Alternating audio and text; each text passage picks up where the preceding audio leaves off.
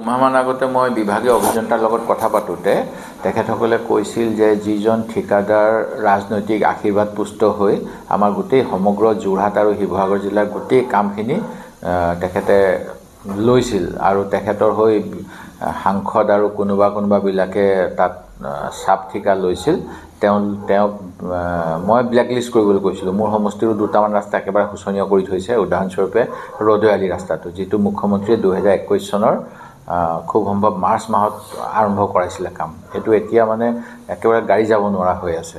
সেই গতিকে সেই মানুহজনৰ পৰা কাম কেইটামান নাইকিয়া কৰিবলৈ কোৱা হৈছিল। এই ধুদৰালি, তাৰপিছত অসমমালাত যিটো আমাৰ শিৱসাগৰৰ পৰা শিমলুগুৰি হৈ সোণাৰীলৈ যায় সেই ৰাস্তাটো, এতিয়া তেওঁলোকে কিবা বুজা পৰা কৰি তেওঁৰ পৰা চাৰেণ্ডাৰ কৰি লোকেল কণ্ট্ৰেক্টৰ এজনে এই শিৱসাগৰ সোণাৰী ৰাস্তাটো লৈছে বুলি শুনিছোঁ। আৰু যিটো ধুদৰালিটোৰ আমগুৰি অংশটো বেছিকৈ বেয়া হৈ আছে।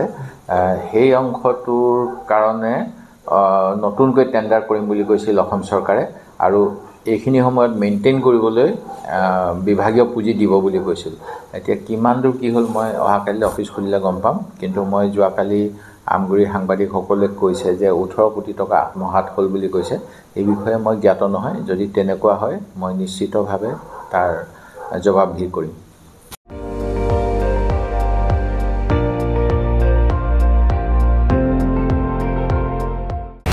আপুনি চাই আছে ND24, সৰ্বশ্ৰেষ্ঠ নহয় সৰ্বোত্তমৰ দৌৰত।